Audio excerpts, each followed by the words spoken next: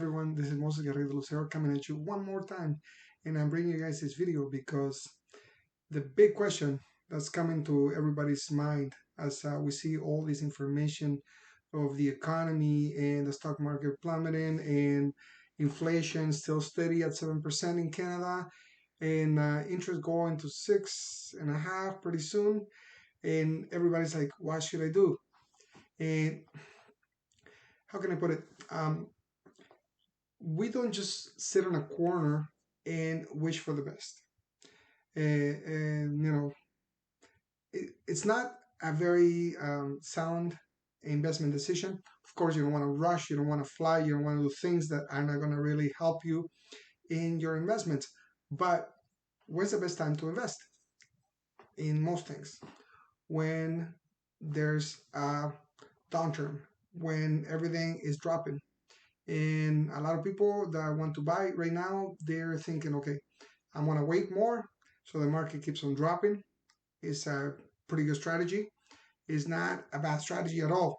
But how do you take advantage of this market? How do you maximize your investment? How do you truly do something positive for your money?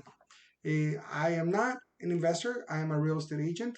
So my advice is based on the information that is posted in as everybody else sees it.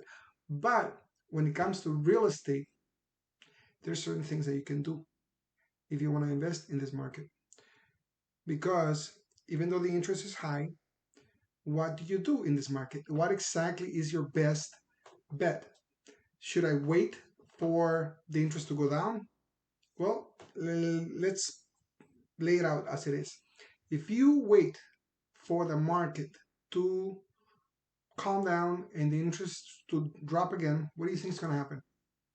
Oh, properties will stay down. All these 25% that properties have come down to, they're going to stay there. No, because buyers are there. There's all kinds of interest in Windsor area. There's a lot of people that want to buy. There's a lot of people that want to invest. So many people don't want to pull the trigger because they say, you know, I am going to be affected by this. And yes, the interest is high, the interest is not the greatest, but how do you maximize your investment in this market? How can you really benefit? And I was talking to a couple of mortgage brokers, and you know what? There's a lot of benefits if you're selling and buying in this market because you're buying cheap and the market will keep on dropping as the interest goes up, of course.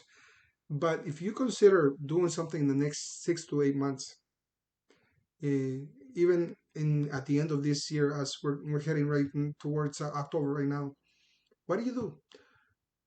The market is 25% down in the Windsor area for the most part. There's some properties that haven't dropped that much. You see some of the listings, some of the sold uh, in the last month, and they've sold not for the 25% less, but for the most part, on average, there's been a lot of downturn. So, how do you buy in this cheap market and benefit from it? The best thing you can do is buy and get a loan, a small short-term loan. So instead of going on a 5-year term, go on a 2-year term, go on a 1-year term, go on a 3-year term. Why? Because this will normalize. It's not forever. Yes, there's a lot of uncertainty, and then we still have to wait and see what else is going to happen in the market. But as we head into 2023, there's going to be, a lot of instability in the market. But there will be a moment in time that everything will come down, especially in the Windsor area. A lot of people are seeing it. The interest on this area is great. There's a lot of investments, like I mentioned in other videos. So instead of going on a 5-year term, even a 3-year term, go on a 2-year term. Even though the interest they raised it up on the 2 and 3-year terms, it was cheaper as it was not too long ago, a couple of weeks ago, and then now they're raising it up. But if you do a 2-year term, 2 years from now, of course, I'm not saying that it's 100% a given that it's going to happen, but most likely the interest will drop once everything starts calming down in the market. In 2008 in the US, it took 3 years for the market to cool down, to calm down, and for the everything to normalize. After 3 years, 2011, everything started picking up again. So, you know, come forward 10 years after, fast forward 10 years after, and everything went up again. And the interest cooled down. So if you don't want to have this 6% interest for a long time, so do it for a couple of years. And, somebody even said, don't even do it for 2 years. Keep it a variable. Yes, but variable is a 4.5%. Yes, it is a 4.5%. And if you get, a discount with some of the lenders, they give you 1.5% discount.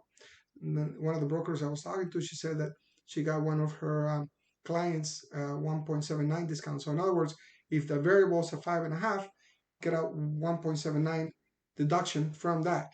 So that's what the interest that they're paying right now. So even if you do the variable, you do the variable at 5.5%, and you get a discount of 1%, you're paying 4.5%. So if you leave the variable, you can always lock it in as the interest drops, right? So those are the options that you can have. It's a good idea because you'll buy at a better rate, at a better price, and you can lock it in at a better interest rate later on in hopefully in the next 2 years, by 2024. And the housing market will pick up.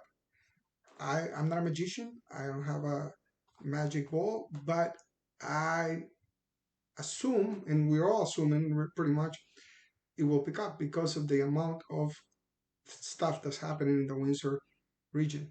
The best, the center of the universe. It's great, this place. I was talking to somebody from Quebec, and she was telling me, oh, it doesn't get that cold here. It only gets down to 30 below. And I wouldn't say that here. Here we have like a couple of days of like, yes, that cold, but a couple of days. It's not like, oh, 2 months, 3 months. No, we don't get that. We get the occasional uh, winter storm, severe winter storm, which we can't deny. But it's a very mild winter, very mild fall, and very mild spring. So it's very nice. Right now, the temperatures are around 14 degrees. It's September 29th, as it is right now. But, you know, it's a great area to live in. Anyways, so I hope this video helps you be more decisive on what you guys want to do. And think about it, and always you can consult a mortgage broker. That's, they can give you specific numbers of where the market stands. And it's a very, very good strategy to consider, because why would you want to buy 200,000, 300,000 more on a normal market, even though your interest is at 2%? Why would you want to do that? Pay $300,000 less,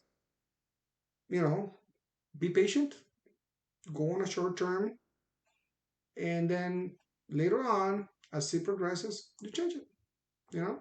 So it is a great, great strategy to consider. So I hope you guys enjoyed this video. As always, I'm here to help you guys make smooth and sound decisions. Anything I can help you guys with, I'm always there for you. So see you next time.